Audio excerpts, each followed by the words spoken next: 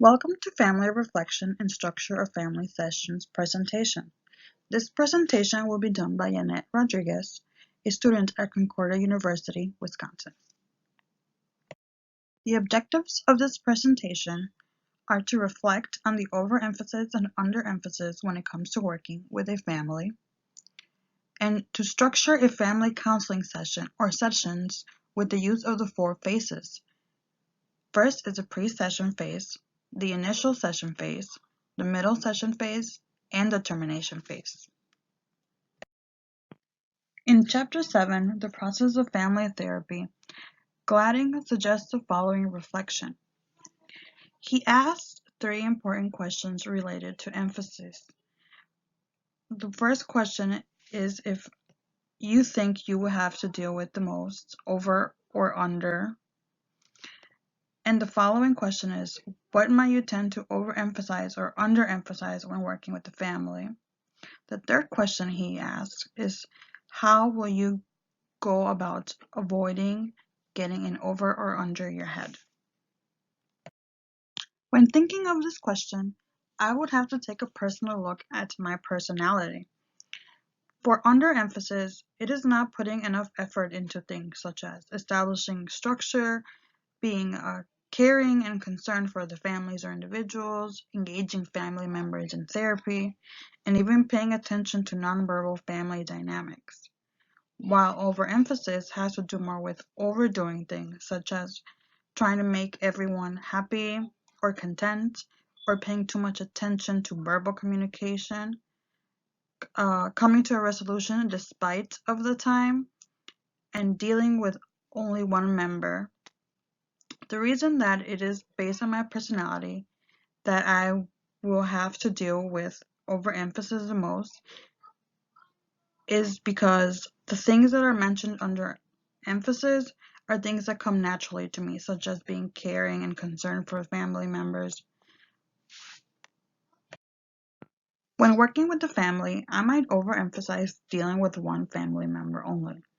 I have not yet experienced working with a family dynamic group. Therefore, I would redirect my focus from the entire family to one individual. I would also overemphasize on making everyone in the family happy. By reading Chapter 7, I know now that sometimes it can be therapeutic for a family to leave a session unhappy and with dilemmas. The true work comes from following up the next session in where discussions about how they resolved it or what they might need to work on some more can be a therapeutic lesson. How I will avoid getting in, over, or under my head would be to keep in mind that sometimes too much of something can be bad and too little of something can be bad as well. So keeping a balance between over and under emphasis will be useful. Gladden gives great suggestions on what a counselor can do to remain balanced. One of his suggestions is when dealing with one member, instead of focusing on that one member in the family, he suggests to focus on the overall relationships between the family members. Another example that Gladden gives is on how to avoid underemphasizing care and concern.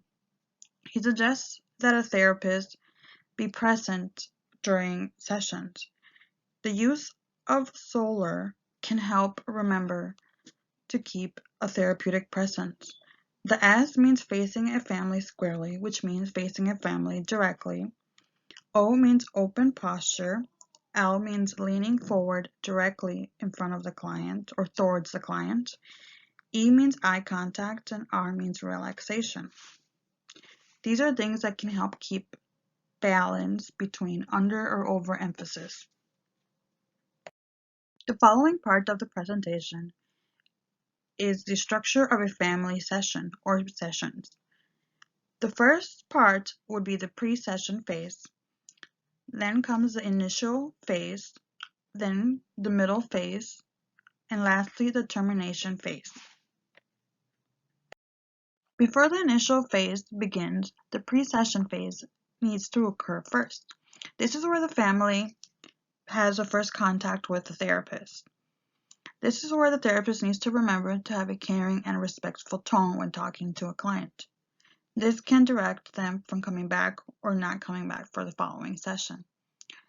When gathering information during the pre-session phase, it is important to gather the name, the address, the phone number, and a statement of the problem that the family is having, as well as a referral source, a history of previous treatment, and a payment information if necessary. Included in the pre-session phase, there are also tasks that a counselor should do. First would be forming an initial analysis of what is happening with the family. This could be done by asking what happened type of questions. The counselor should also hypothesize the family relationships by asking why did it happen. And the counselor should also diagnose ways to understand the issue. This can be done by asking what can be done about it and how can we go about it. This information can be gathered from a concise statement of the problem that should be addressed. In the initial phase of working with the family, building rapport is important. This can be done by meeting and greeting with the family members, by being authentic and relaxed, also by being supportive, which means by being caring and having a warm tone when speaking with clients.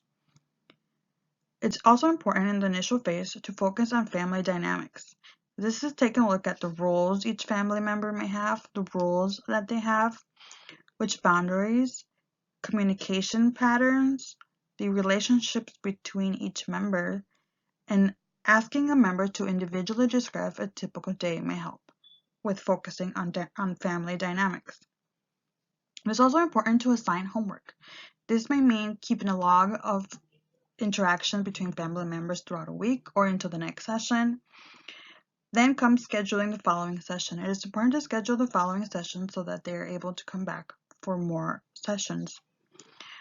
It is also important to record a family's impressions as soon as possible so that therapist or counselor may have documentation for the following session. The middle session or sessions are important in assisting families to become aware of their behaviors.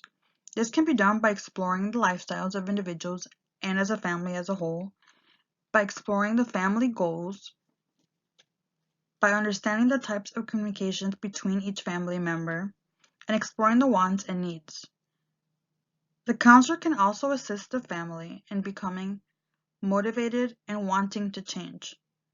This may include to involve all family members, for the counselor to become the observer and give feedback, and letting them know that being aware that changes are small. In the middle sessions, that is when change can be done. The counselor can help change by addressing perceptions and beliefs of each family member, by noticing the structures of family members, by noticing the skills and social behaviors, as well as noticing direct and indirect powers within the families. During the middle session, it is also important for the counselor to connect families within each other. This may mean connecting a sibling to another sibling who have similar interests or concerns. It is also important for families to make contracts. It is good to explain to family members that each member can benefit from one another. Termination is the last phase in counseling. Both the family and the counselor must agree that change has occurred. That's why it is important to measure progress by the use of observations, self-reports, or other assessment tools. Have goals been reached? Highlighting the skills that have been learned, such as giving them tools to use when issues arise. It's also important to discuss possible issues and how they will address that. Talking about long-term goals will be useful for this. Following up with the family is part of the termination process. This may be the official final step or may require additional sessions. The counselor will contact after many weeks or months after the final treatment. Here the counselor can reinforce the ability of the family to keep the changed behavior or to work through the issues that were present. Family therapy, history, theory, and practice. written by Gladding St. in 2015, has been used as a reference in this presentation.